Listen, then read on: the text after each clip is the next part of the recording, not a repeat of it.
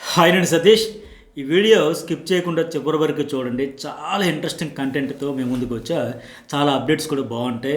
ఈరోజు జరిగే ట్విస్టులు కావచ్చు, ఈ వీక్లో ఉండబోతున్న ట్విస్టులు కావచ్చు, అసలు గేమ్ చేంజ్ చేయాల్సింది మీరే, మీ చేతిలోనే ఉంది.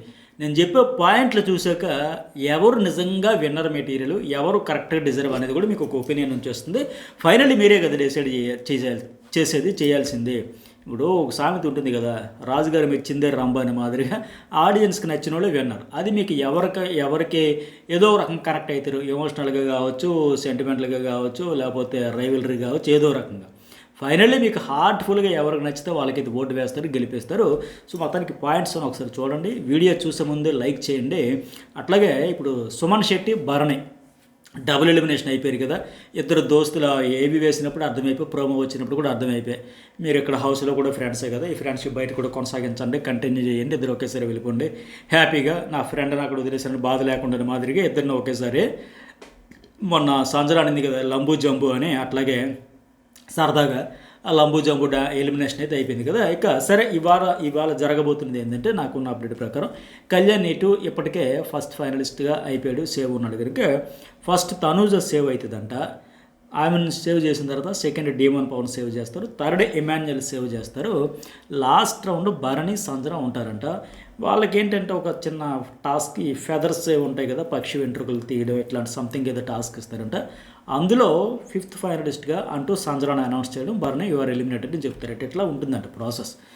అయితే ఈ ప్రక్రియ జరిగేటప్పుడు మీకు తెలిసిందే కదా, మంచి ఉత్కంఠ అయితే ఉంటుంది. నిన్న కూడా చూసాం, ఒక డబుల్ ఎలిమినేషన్ ఉంది. ఇవాళ ఎవరు వెళ్ళబోతున్నారంటే ఆ సంజన ఇట్లా రెండు చేతులు పట్టుకుని అటు ఒక డిమాన్ పవన్, ఇట్లా ఎమాన్యుయల్ కావచ్చు, అందరూ ఆ భరణి, సుమన్ శెట్టి, ఆ కళ్యాణ్ తప్ప ఆల్మోస్ట్ అందరూ కూడా ఆయన ఈ వారం ఆల్రెడీ ఫైనలిస్ట్ అయిపోయాడు కనుక ఆయనకి టెన్షన్ ఉండదు.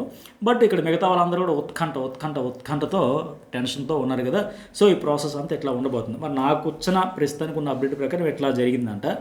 చూద్దాం మరి ఏం జరిగింది ఎట్లా. అయితే సరే, ఇదంతా పక్కన పెడితే ఈరోజు ఎపిసోడ్ అయిపోయిన వెంటనే, సండే ఎపిసోడ్ అయిపోయిన వెంటనే మీరు 10:30 గంటల నుంచి ఓటింగ్ ఆన్లైన్స్ అఫీషియల్గా ఓపెన్ అయిపోద్ది. హాట్స్టార్లకు బిగ్ బాస్ తెలుగు హాట్స్టార్ అని చెప్పి ఓటు తెలుసు కదా, అక్కడ వేయండి. ఇప్పటికే చాలామంది అడుగుతున్నారు, మిస్డ్ కాల్ ఒకరికి ఒకటే ఒక రోజుకి. మీకు ఒక 10 సార్లు రింగ్ ఇవ్వాలనుకుంటే ఇవ్వండి.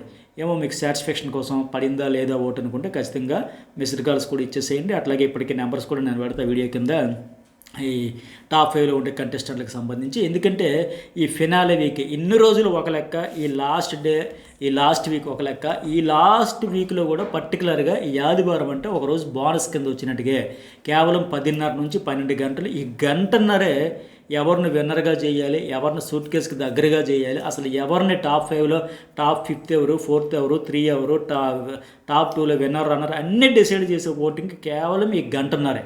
సో అందుకే నేను 1-2 సార్లు చెబుతాను, 10:30 నుంచి 12 గంటలలోపు మీరు ఇంకా లైవ్ చూడాలనుకున్నా, రివ్యూలు చూడాలనుకున్నా, ఇంకా ప్రోమోలు చూడాలనుకున్నా, ఏవి చూడాలనుకున్నా ఆ గంటన్నరలో ఫస్ట్ ఓటు వేసేసి మిస్డ్ కాల్ కావచ్చు, మీకు నచ్చితే, నేను ప్రెజర్ చేయడం కాదు, ఇంకేం కాదు, విన్నర్ ఓటింగ్ నిజంగా. ఎందుకంటే అది మిస్ కావద్దు. ఇప్పుడు బయట అయితే బీభత్సంగా ఎవరు యుద్ధం వాళ్ళు చేస్తున్నారు. అసలు ఏ రేంజ్లో ప్రయత్నాలు చేస్తున్నారంటే, నిజం చెప్పాలంటే ఇక్కడ ఆడిన ఆటకి, బయట వాళ్ళు చేస్తున్న యుద్ధాలకి, అసలు ఈ సీజన్ కంటెస్టెంట్ల గురించి చెప్పాలంటే అబ్బో నెక్స్ట్ లెవెల్. గతంలో రాలా, ఫ్యూచర్లో రారు, అట్లా ఉంది పరిస్థితి. అయినా మరి ఇంకేం చేస్తూ ఉన్నాళ్ళలోన ఏదో ఒకటి చెప్పాలి కదా. ఎవరో 10 మంది ఆడేటప్పుడు, పరిగెత్తేటప్పుడు ఎవరో వినరో ఎవరు రన్నరో ఏదో డిసైడ్ చేయాలి, అట్లాగే ఉంది. అయితే రియల్గా మీ హార్ట్కి ఎవరు కనెక్ట్ అయితే వాళ్ళకి మిస్డ్ కాల్ సేవ్ అయ్యింది. అట్లాగే కామెంట్ కూడా పెట్టండి, ఎవరు డిజర్వ్, ఎవరు విన్నర్ మెటీరియల్ అని కూడా కామెంట్ పెట్టండి. ఎందుకంటే ఈ విన్నర్ డిసైడింగ్తో పాటు సూట్ కేసు కూడా ముఖ్యం, బిగులు అన్నట్టుగా. ఇప్పుడు 5గురు ఉన్నప్పుడు ఇస్తారా, ఒక సీజన్లో 5గురు ఉన్నప్పుడు పెడితే టక్కున ఎరియర్ అనుకుంటా, టక్కున ఒక క్షణం కూడా ఆలోచించకుండా ఫ్యామిలీ వీక్లో ఫీడ్బ్యాక్ పర్ఫెక్ట్గా రావడంతో ఒక సెకండ్ కూడా లేట్ చేయకుండా, టైం ఇవ్వకుండా ఇమీడియట్గా తీసుకొని వెళ్ళిపోయింది. వాడు 10 లక్షలు అనుకుంటా ఓటీటీ బిందు మాధవ్ సీజన్లో. అట్లాగే ఇంకోసారి 4 ఉండేటప్పుడు ఆఫర్ చేశారు, ఒకసారి 3. ఇప్పుడు చెప్పలేం ఇది, ఇప్పుడు వాళ్ళు ఎప్పుడు ఎవరికి ఇది సూట్ కేసు ఇవ్వాలి, మోటివేట్ చేయాలి, వాళ్ళు డిజర్వ్ అనిపిస్తే అప్పుడే డిసైడ్ చేస్తారు కనుక మీ దృష్టిలో మరి అందుకే ఎవరు డిజర్వ్ అనుకుంటున్నారో దానికి కావచ్చు, విన్నర్ కావచ్చు, కామెంట్ పెట్టండి, ఓట్లు కూడా వేయండి. అట్లాగే ఇంకోటి ఏంటంటే, ఈ వీక్లో జరగబోతున్న గేమ్ గురించి కావచ్చు, ఓవరాల్గా ఈ సీజన్ గురించి కావచ్చు, మీరేమైనా ప్రశ్నలు అడగాలంటే ఈ బిగ్ బాస్ గురించి ఏవో సిల్లీ ఫన్నీ కాకుండా కొద్దిగా ఏమైనా అడగాలనుకుంటే నాకు మెసేజ్ కూడా పెట్టండి. మీరు ఎక్కడి నుంచి, బెంగళూరు, హైదరాబాద్, యూఎస్ఏనా లేకపోతే ఏంటి ఎన్ఆర్ఐసీ ఏంటో అది మీరు మీ ఇష్టం, అది పెట్టినా పెట్టకపోయినా. బట్ మీరు ఏమైనా ప్రశ్నలు అడగాలంటే అడగండి, దానికి ఆన్సర్స్ కూడా నేను చెబుతాను. లైవ్ అంటే మనకి టైం అడ్జస్ట్ అయితే అవ్వకపోతే మీకు నాకు అందరికి కుదరాలి కదా. సరే, లైవ్ కన్నా మొదలు పెడితే ఆ ప్రశ్నలన్నీ చూసుకొని మీ పేరుతో ఎవరేమి అడిగారు ఏంటనేసి నేనైతే ఆన్సర్ చేస్తాను. మరొక వీడియోలో స్పెషల్గా మాట్లాడుకుందాం, మీ డౌట్స్ అన్నింటి క్లారిఫికేషన్ చేస్తాను. ఈ షోకి సంబంధించి మీకు ఎలాంటి డౌట్స్ ఉన్నా అడగండి. అయితే ఇక హైలైట్ చెప్పబోయేది ఏంటంటే, ఇప్పుడు 5 ఉన్నారు కదా టాప్ 5. ఈ 5లో ఎవరు ఎన్నిసార్లు నామినేట్ అయ్యారని చెబితే నిజంగా ఆశ్చర్యపోతారు మీరు. ఎవరికి నిజంగా ఎక్కువ టార్గెట్కి గురయ్యారు ఇవన్నీ కూడా చెప్పబోతా ఉన్నా. ఇప్పుడు సంజన ఉంది, ఆవిడికి ఫ్యామిలీ వీక్ తర్వాత ఫస్ట్ ఆ టార్గెట్ ఏంటి, 10 వారాలు ఫ్యామిలీ వీక్, 10 వారాల కన్నా వచ్చింది హౌస్లోకి. అసలు మనం ఎక్స్పెక్టేషన్స్ అయితే కంప్లీట్గా నాన్ తెలుగు. ఆవిడ పెద్దగా అప్పుడెప్పుడో హీరోయిన్గా చేసింది, ఈ మధ్యన కనబడలే. 0 ఎక్స్పెక్టేషన్స్తో వచ్చింది. ఆవిడ 10 వీక్స్ టార్గెట్ పెట్టుకుంది. బట్ ఆ 10th వీక్ తర్వాతకి ముందు నుంచే ఫ్యామిలీ వీక్ ఉంటే బాగున్న తర్వాత నుంచి టాప్ 5లో ఉండాలని ఒక తపస్సు చేసింది. నిజంగా చిన్నపిల్లలు వదిలిపెట్టి రావడం, హౌస్లో ఏ సపోర్ట్ లేకుండా ఎంతవరకు ఉన్నారంటే గ్రేట్. ఒక బిందు మాధవ్ లాగా ఆవిడ ఎట్లాగైతే రెబల్ స్టార్ లాగా డేరింగ్ అండ్ డాషింగ్తో ఫటాఫట్ ముఖం మీద చెప్పడం, మాట్లాడడం అవన్నీ చేసేదో, ఈవిడ కూడా అట్లాగే ట్రోఫీకి నిజంగా అర్హురాలేదు సంజన.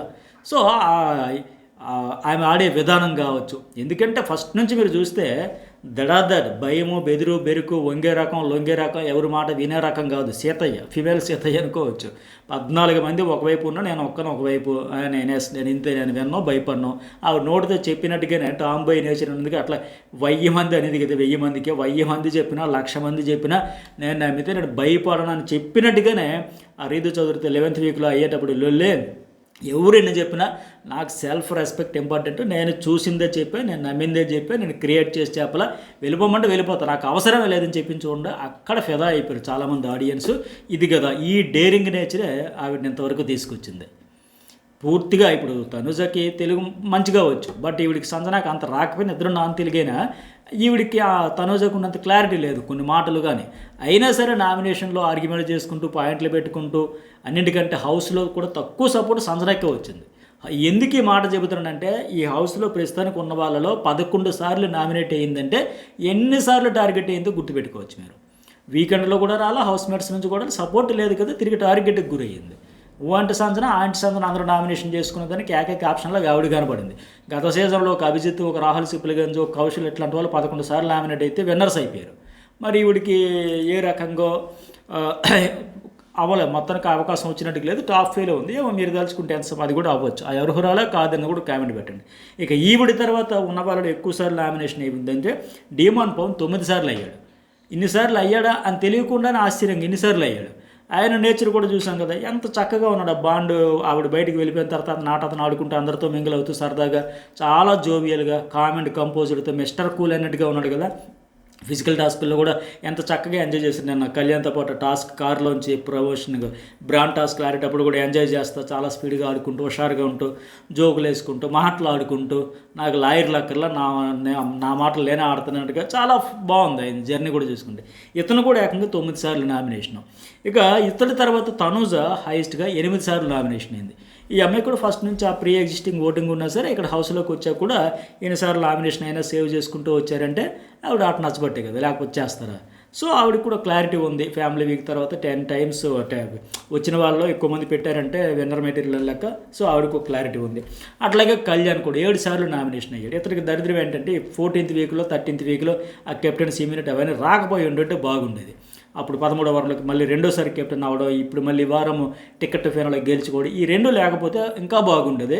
బట్ ఎనీవే ఓవరాల్గా చూసుకుని సరే మంచి జర్నీ లెక్క ఉంది. ఇతనికి కూడా చాలామంది కనెక్ట్ అయ్యారు. మెయిన్ ఆర్మీ బ్యాక్గ్రౌండ్ అనేది కూడా బాగా, ఇప్పుడు వాళ్ళ ఫ్రెండ్ ఒక ఆయన కూడా మొన్న ఒక వీడియోలో ఇంటర్వ్యూలో చెప్పినట్టు ఉన్నారు కదా, బాగా వైరల్ అవుతూ ఉంది. అది ఆపరేషన్ సింధూర్లో కూడా పార్టిసిపేషన్ చేస్తాం, సో అని చెప్పి అవన్నీ చెప్పడం కూడా కంప్లీట్గా ఒక పాజిటివ్ వైబ్ కావచ్చు. అదే ఆ ప్రొఫెషన్ అంటే ఆటోమేటిక్గా మన ఇండియన్స్ ఎవరైనా సరే రెస్పెక్ట్ ఇస్తారు. సో ఆ యాంగిల్గా చేదూరకు మొత్తానికి ఇతను కూడా కనెక్షన్. ఇక తక్కువగా నామినేషన్ ఎవరైందంటే ఇమాన్యుయల్ 4 వారాలు నామినేషన్ అయ్యాడు. అది కూడా ఫస్ట్ 11 వారాల్లో ఒకసారి నామినేట్ అయ్యాడు. ఇట్లా అందువల్ల అతనికి సగం లాస్ అయిపోయింది విన్నర్ మెటీరియల్స్. ఎందుకంటే నామినేట్ అయ్యాడు అనుకోండి, నామినేట్ అయితేనే ఓట్లు వేస్తారంటే వేస్తారు. ఎందుకు వేస్తారంటే ఒక ప్రెజర్ ఉంటుంది, మనం ఆడాలి, ఫైర్ ఉండాలి, ప్రూవ్ చేసుకోవాలి. అమ్మో ఈ వారం తాడుపేడి అయిపోతే పోతామేమో, ఇక్కడ ఉన్నామంటే ప్రూవ్ చేసుకోవాలి, గట్టిగా ఇచ్చి పడేయాలి, ఎమోషనల్గా అంతే బరస్ట్ అవుతారు. ఆ ఫైర్ బయటకు వస్తుంది. అది రాకుండా పోయింది. పైగా ఇతని నేచర్ ఏమైపోయింది, ఎవరితో గొడవ వచ్చినా, గొడవలు రాలేదనుకోండి, ఏదైనా నామినేషన్లు అప్పుడు కావచ్చు, లేకపోతే ఇంకో సందర్భంలో కావచ్చు, ఆర్గ్యుమెంట్స్ వచ్చినా, పాజిటివ్ నెగిటివ్ వచ్చినా, ఏదైనా జరిగిందనుకోండి, ఆ రాత్రి కూర్చోబెట్టుకుని తమ్ముడు అది కాదురా, అన్న ఇది కాదురా, కూర్చోబెట్టుకుని కబుర్లు చెప్పుకొని ఆ లైఫ్ చేసేసి నీకున్న ఒక రైవల్ వద్దు, మన ఇద్దరు మంచి దోస్తులు, తనుజతో కావచ్చు, డీమన్ పవన్తో కావచ్చు, వాళ్ళతో కూర్చొని మళ్ళీ తెల్లారిసరికి అంతా షార్ట్ అవుట్ అయిపోలే, మనం ఫ్రెష్గా హాయిగా ఆడతా పాడతా నవ్వుతా సరదాగా గడిపేయాలనే నేచరే దెబ్బ కొట్టేసింది. అట్లా కాకుండా రైవల్రీ కొనసాగించుంటేనే బాగుండేది, వేరే లెవెల్లో ఉండేది. సో మరి మీ దృష్టిలో ఎవరు ఏ పొజిషన్లో ఉండాలనుకుంటున్నారు అనేది చెప్పే కదా. నామినేషన్లో ఈ ప్రాసెస్ ఓటింగ్ ఇదంతా వెరీ వెరీ వెరీ ఇంపార్టెంట్. ప్రతి ఓటు కూడా. ఈ వీడియోకి ఎంతవరకు లైక్ చేయకపోతే లైక్ చేయండి, కామెంట్ చేయండి. జర్నలిస్ట్ సతీష్ న్యూస్ వాళ్ళు 2 సబ్స్క్రైబ్ చేసుకుంటే బిగ్ బాస్ అయిపోయిన తర్వాత కూడా అనేక టాపిక్స్ మీద మనం రెగ్యులర్గా వీడియోలు చేద్దాం, టచ్లో ఉందాం.